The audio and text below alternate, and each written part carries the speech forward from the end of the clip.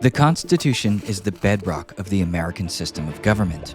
It defines the structure of our institutions, limits the exercise of power, and provides the legal framework that guides the nation. But what if it wasn't what we think it is? What if, at some point in the past, the Constitution was fundamentally altered, quietly replaced in a way that would render modern laws, court decisions, and constitutional interpretation obsolete? That is the claim behind a long-standing theory that argues the United States no longer operates under its original constitution, but under a corporate substitute that transformed the nation's sovereignty. I get these comments all the time on my content which analyzes the Constitution assuming it's the original 1789 version.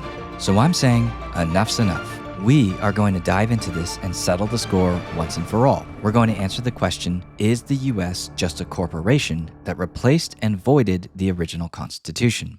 Let's break it all down. Now, the main offender for all this confusion is the District of Columbia Organic Act of 1871. This law created a single local government for Washington, D.C. For those not in the know, before 1871, the District of Columbia looked like three separate mini-governments: Washington City, Georgetown, and Washington County, which was the rest of D.C. These three areas had different rules: officials, police, street systems, taxes. It was chaotic. The act simply merged these into one municipal government, with one mayor, called a governor at the time, one city council, unified public works and police, and a single budget.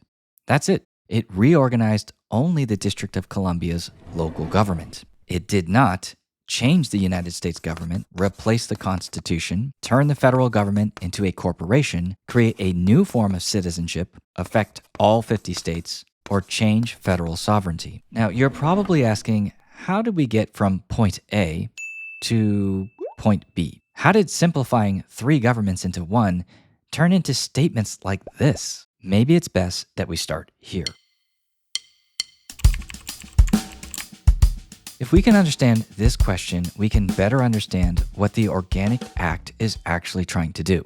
Now, Washington, D.C. was planned as a capital, but for decades, it functioned more like a struggling, partially built town than a modern city. Foreign visitors routinely commented on how underdeveloped it was compared to European capitals. The Civil War's end had brought soldiers, workers, freed slaves, and government expansion to our nation's capital, and the population had nearly doubled. But the infrastructure changed very slowly. Many roads were unpaved, sewage flowed openly, and flooding was common. Law enforcement was fragmented, and despite ambitious plans, there was no cohesive execution for its growth. Three different governments fighting over budgets made everything inefficient. Congress realized the capital of the United States needed to function like a modern city and not a small rural farm town. Now, I say Congress realized because Congress has the constitutional responsibility for Washington, D.C. This is explicitly listed in the Constitution. Article 1, Section 8, Clause 17 states, Congress has the power to exercise exclusive legislation in all cases whatsoever over such district not exceeding 10 miles square, as may, by cession of particular states and the acceptance of Congress, become the seat of government of the United States. That means Congress is the ultimate governing authority over Washington, D.C.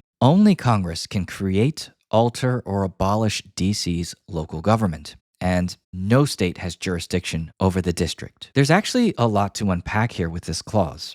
For starters, Washington, D.C. today is 68 square miles, not 10 square miles. Many who claim that 1871 was when America became a corporate entity also claim this is when the nation's capital expanded beyond what the Constitution mandated, further perpetuating the idea that the original Constitution can't be valid anymore because D.C. is too big. But look again at the wording of the Constitution. It does not say 10 square miles. It says 10 miles square. This is technical surveyor speak of the time, which means a square with 10-mile sides. This, of course, would create a 100-mile surface area. Washington himself was a licensed surveyor, and many of the men that worked on the Constitution utilized this wording frequently in colonial land grants and British legal documents. Oh, and for further proof, Washington himself, selected the site of Washington, D.C. and oversaw the surveying team. They laid out a perfect 10 by 10 mile square, rotated 45 degrees, which is why the original maps look like this.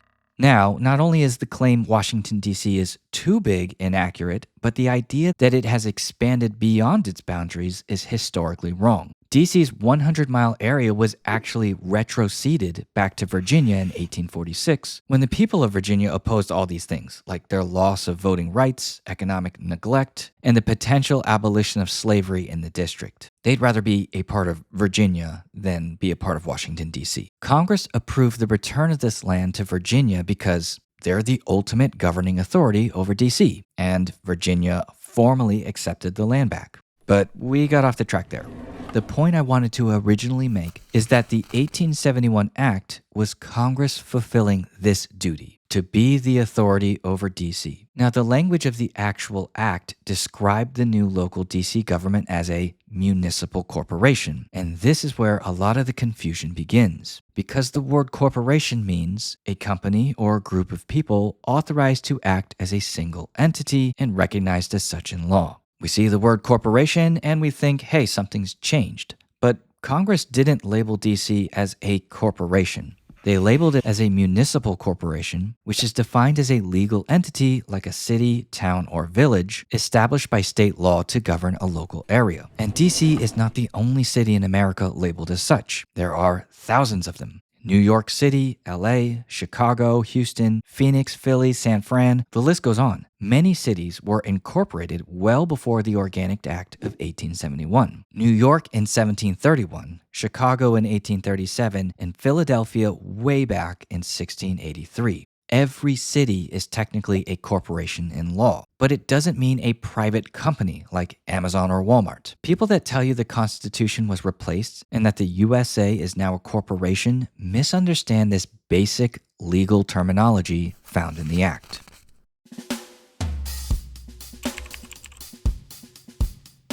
When we get past the definitional terms being misunderstood, the next argument you're going to hear is how the Constitution changed after 1871 from the Constitution for the United States to the Constitution of the United States. So, is this true? Well, for starters, the Constitution has no title. So changing a for to an of is really up to how you want to title it personally. The original engrossed parchment, the handwritten final version signed on September 17th, 1787, begins with, "We the people of the United States." That's it. There is no title at the top, no Constitution of the United States, no Constitution for the United States of America, no label of any kind. Not even the word Constitution appears as a heading. There isn't a title because the Constitution is meant to speak for itself through its preamble. The preamble acts as a sort of statement of purpose, beginning with "We the people" and finishes with "Do ordain and establish this Constitution for the United States of America." Now this line here, this line is part of the text, not a title. And it never changes. It's part of the legal text and appears identically in all authoritative versions. So to recap, this can't be changed, and this gets changed often. The title can change based on the printer of the document. While one title is certainly more common, any and all of the following have been used before historically. The Constitution of the United States of America, the Constitution of the United States, the Federal Constitution, the Constitution for the United States of America, and the Constitution as adopted by the Federal Convention.